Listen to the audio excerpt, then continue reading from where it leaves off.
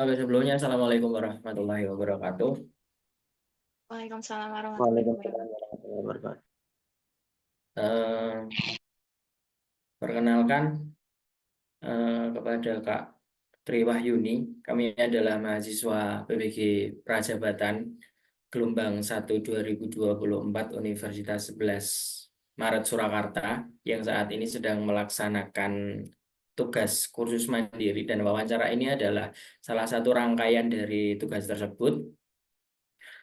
Kemudian nanti akan disampaikan beberapa pertanyaan dari saya dan teman-teman. Untuk itu bisa langsung dimulai. Untuk perkenalan terlebih dahulu dari Kak Tri Wahyuni, dipersilahkan. Oke, terima kasih sebelumnya. Perkenalkan, nama saya Tri Wahyuni. Saya guru pendidikan Pancasila dan Kewarganegaraan. Untuk tempat ngajar saya di SMK Al-Islam Surakarta.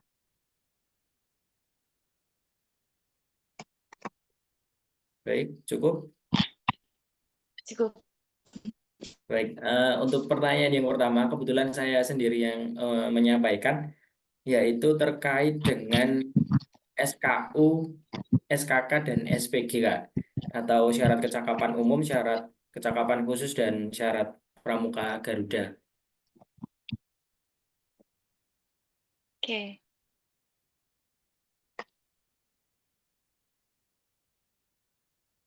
Bisa dijelaskan secara rinci atau mungkin singkat dari ketiga kecakapan tersebut, syarat tersebut.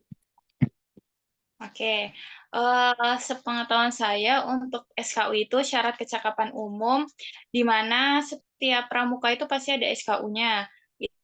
Itu tujuan SKU itu biasanya kita untuk menemukan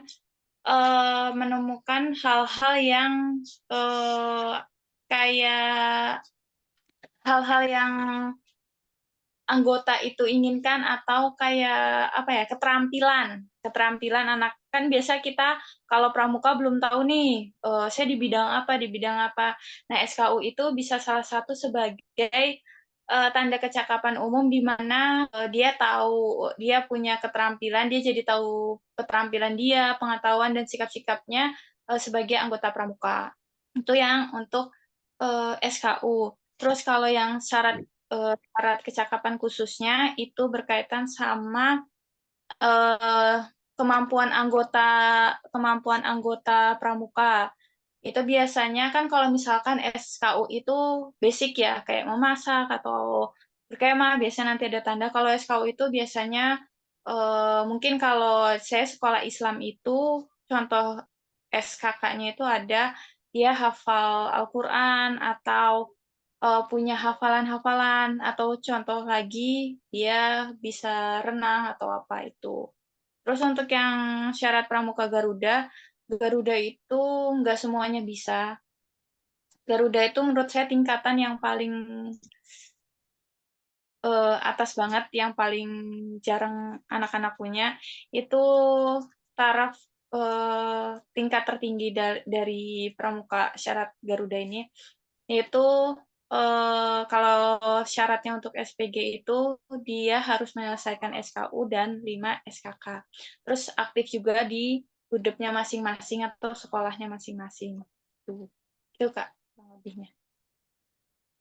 Baik, terima kasih, Kak. Boleh dilanjut untuk pertanyaan kedua, silakan. Ya, baik, perkenalkan Kak Tri Wahyuni, saya Husnul, mahasiswa PPG, Prajabatan juga dari Bahasa Indonesia. Saya izin bertanya ya Kak, untuk program kerja yang mungkin sudah terlaksana di sekolah Kak Tri Wahyuni sendiri itu apa saja? Mungkin bisa diceritakan programnya seperti apa? Oke, kalau kegiatan rutinan, kan kita terbagi beberapa kegiatan. Untuk kegiatan mingguan, itu kita rutin latihan. Latihan sama anggota-anggota kita yang dia jadi anggota pramuka, karena kan sekarang kalau di sekolah saya pramuka itu nggak wajib. Yang pertama itu ada latihan. Latihan itu nanti terbagi jadi ada latihan, kita biasanya latihan tali menali, atau mendirikan tenda, atau toga, tanaman obat keluarga, itu. Terus kalau untuk kegiatan lainnya, kita ada yang namanya kunjungan ke pramuka lain, itu sebagai salah satu evaluasi. Nanti misalkan kita kurang apa nih, ayo kita berkunjung. Nanti dari situ anak-anak jadi lebih, apa ya, lebih paham atau lebih ngerti kayak, oh ternyata pramuka orang lain kayak gini ya, di sekolah lain kayak gini. Itu yang kedua, ada yang namanya kunjungan. Terus yang ketiga, program kerjanya kita itu biasanya ngadain donor darah 1 tahun sekali. Itu tapi bukan cuma pramuka, kita collab sama OSIS, sama tempat-tempatnya, sama organisasi-organisasi lain di sekolah kami. Terus juga kita ada, selain kunjungan itu kita ada LATGAP, latihan gabungan, yang sekarang udah terjalin itu sama satu yayasan. Terus selain itu kita juga ada yang namanya ngirim pasukan ke Kuarcap, kayak untuk ngikutin perlombaan-perlombaan itu. Itu yang program kerja kita. Oh, baik Kak. Lumayan banyak ya Kak itu, dan untuk program-program yang sudah pernah dilakukan itu Kak, menurut Kak Triwahyuni yang apa namanya, yang mengalami tingkat kesulitan itu yang bagian mana Kak? Yang sulit itu, oh iya ada satu lagi, kita bagi takjil. Mungkin program yang sulitnya kita bagi takjil, karena kalau bagi takjil kan kita harus menyiapkan segala, terus sebelum anak-anak waktunya molor-molor. Terus sama yang paling sulit lagi mungkin bagian donor darah, karena kita melibatkan banyak elemen masyarakatnya. Yang pertama kayak organisasi lain, karena kan kita biasanya collab sama 3 organisasi. Itu yang paling sulit karena kan bukan cuma satu kepala ya, ada tiga ketua dan banyak anggota. Itu yang agak sulit karena menyatukan pemikiran. Baik Kak, terima kasih untuk jawabannya. Oh iya, ada pertanyaan lagi Kak. Menjadi pembina itu apakah ada karakteristik tertentu ya Kak ya? Untuk menjadi pembina, yang pertama itu dia harus suka ya sama pramuka. Karena kalau dia nggak suka, gimana dia mau untuk ajak anak-anak berkembang. Yang pertama, dia harus cinta pramuka, udah pasti.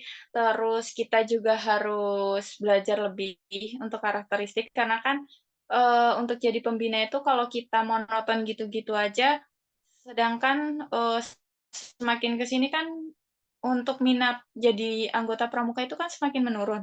Itu harus ada campur tangan pembina, di mana pembina itu harus kreatif dalam mungkin merancang kegiatannya. Salah satunya dengan Dewan Ambalan, kita juga harus harus yang kreatif, terus harus mungkin kita juga harus kelihatan tegas, karena kan pramuka juga nggak itu ya jadi pembina. Terus kita juga di pramuka harus komunikatif, karena kan kalau pramuka itu kan isinya biasanya kita banyak komunikasinya. Itu mungkin karakteristiknya itu. Baik Kak, terima kasih ya Kak untuk jawabannya. Saya kembalikan pada moderator. Baik, bisa dilanjut saja untuk pertanyaan selanjutnya. Baik, pertanyaan selanjutnya saya akan menanyakan berkaitan dengan metode pembinaan pramuka ya, Kak Triwahyuni. Menurut Kakak, bagaimanakah metode pembinaan yang menurut Kakak itu efektif bagi pramuka penggalang, gitu Kak? Penggalang itu biasanya mungkin kerjasama, mungkin terus kerjasama kan itu dibutuhkan untuk sekarang ya. Sekarang kan karena anak-anak kan karakternya mahasiswa yang sekarang itu kerjasamanya kurang. Itu mungkin mode pembinaan yang efektif itu kerjasama, terus ada demokrasi, karena di pramuka itu kan banyaknya kita atau menentukan keputusan itu kebersamaan. Nah, itu mungkin demokrasi. Itu yang efektif. Baik, Kak, terima kasih atas jawabannya.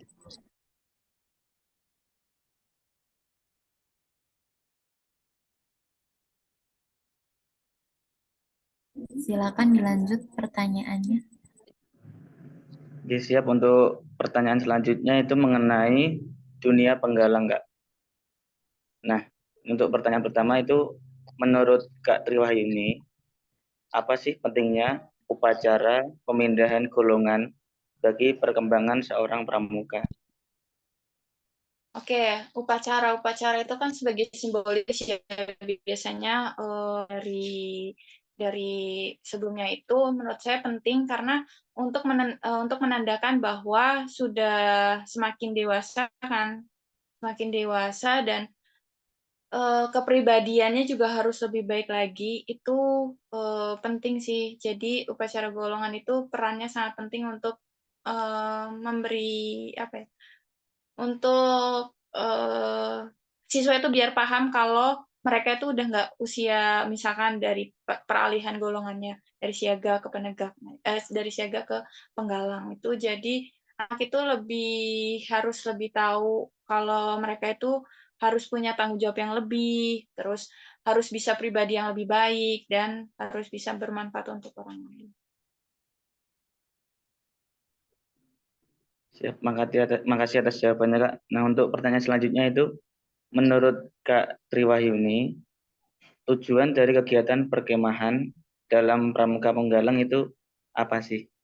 Gitu, Kak. Nah, oke. Tujuan dari kegiatan perkemahan.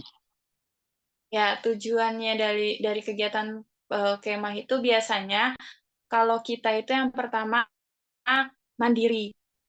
Kan kadang ada anak itu yang tidak mandiri di kemah itu kan biasanya kita ada masak, ada apa. Jadi ngajarin anak itu untuk lebih mandiri, terus lebih menghargai, baik itu menghargai diri sendiri atau teman, karena kan dengan berkemah biasanya kita korsa ya, komando satu rasa, jadi kita saling memahami, terus ada juga rasa kebersamaannya, itu tujuannya untuk menciptakan kebersamaan, terus untuk meningkatkan rohani kita. Jadi kan kalau kita kemah biasanya tadabbur alam untuk mensyukuri hal-hal yang ada di sekeliling kita. Siap, makasih atas jawabannya, Kak. Nah, untuk pertanyaan selanjutnya itu mengenai administrasi dan organisasi. Nah, apa sih yang dimaksud Dewan Sangga? Kemudian bisa Kakak jelaskan mengenai fungsi dan tugas dari Dewan Sangga tersebut dalam pramuka penggalang. Oke, setiap organisasi itu kan harus punya yang namanya struktural untuk melancarkan kegiatan kepramukaan. Itu kalau Dewan Sangga itu perwakilan tertinggi yang dipilih oleh pembina, biasanya oleh pembina, dan mengajukan diri sebagai pengurus untuk mengurus atau membackup segala kegiatan. Biasanya kan kalau hanya pembina itu biasanya kalau ngelakuin aktivitas kan, kalau kita itu yang namanya latihan, itu biasanya kita backup-nya dengan Dewan Sangga. Nah, itu dia untuk tugasnya juga bisa memberikan materi yang, karena kan setiap dewan itu kan ada sub-subnya, kayak ada yang khusus kepramukaan, ada khusus perwakilan keagamaan. Nah, itu dari mereka mengajarkan atau sharing ilmunya mereka. Terus Dewan Sangga juga biasanya kalau ada kegiatan atau apa, dia bisa mengevaluasi, terus menjalankan kerjasama dengan sangga lain dan mewakili sangga dalam kegiatan di luar sangga.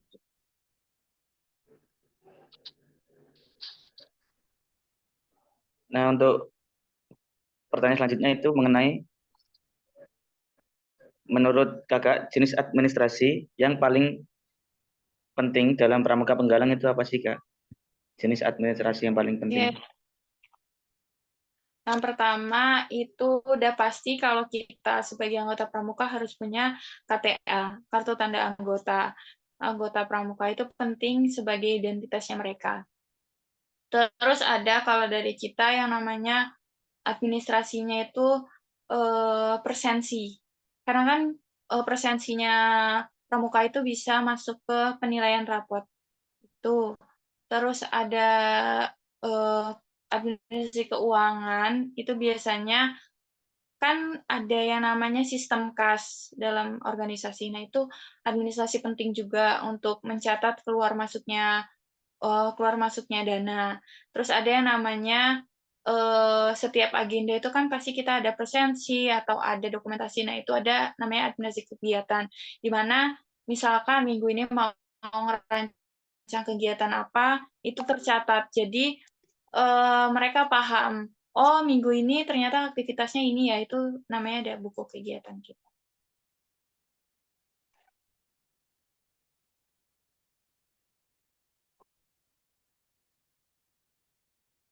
Mungkin itu, Kak.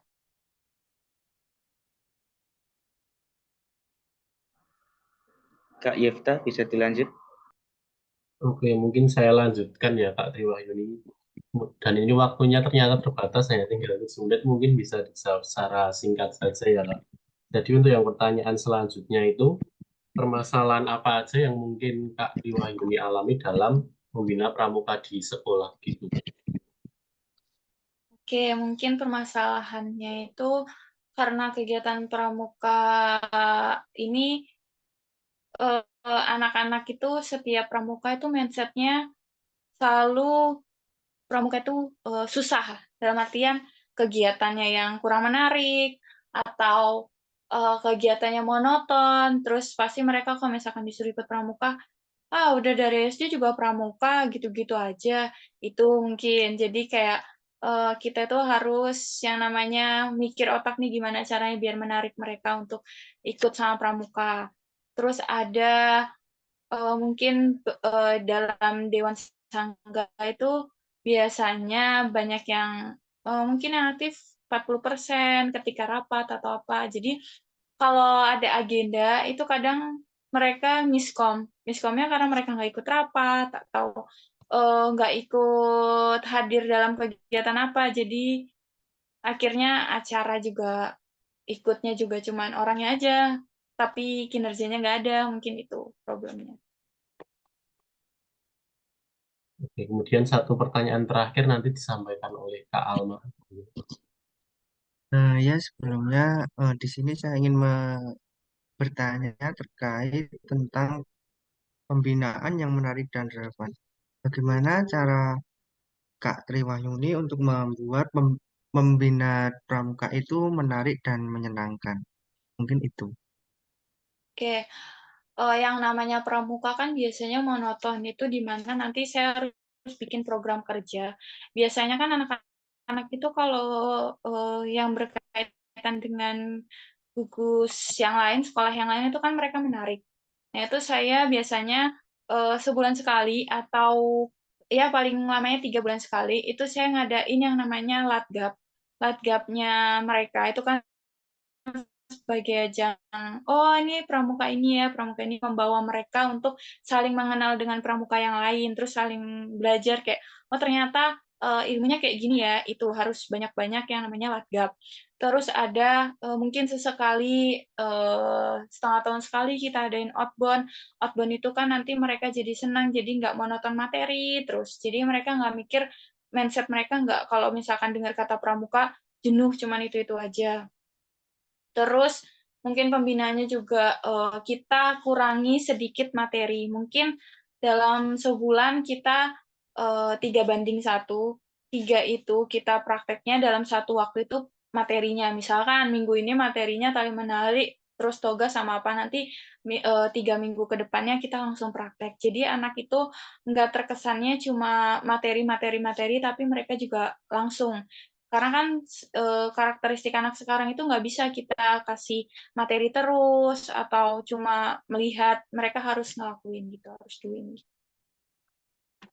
gitu Kak. Baik, terima kasih Kak Tri.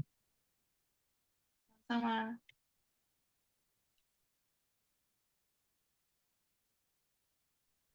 Baik Kak, terima kasih atas jawaban-jawaban yang sudah diberikan, sangat bermanfaat bagi kami yang sedang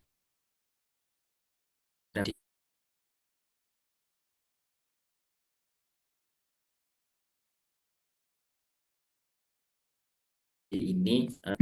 Kemungkinan terakhir adalah sewaktu SMA ketika menempuh bangku perkuliahan sudah tidak pernah pramuka lagi. Jadi kami mengucapkan banyak terima kasih atas waktu dan kesediaan yang sudah diberikan untuk membantu kami dalam tugas ini. Mungkin dari teman-teman ada yang mau disampaikan terlebih dahulu.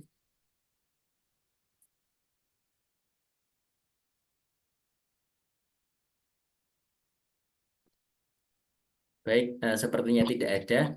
Jadi saya tutup untuk wawancara kali ini. Sekali lagi saya ucapkan terima kasih dan mohon maaf apabila kami ada salah kata yang kurang berkenan untuk kakak. Assalamualaikum warahmatullahi wabarakatuh.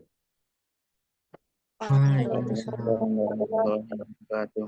Terima kasih Kak Tri Terima Wahyuni. kasih Terima kasih Kak Terima Tri. kasih ya. Ya, Kak.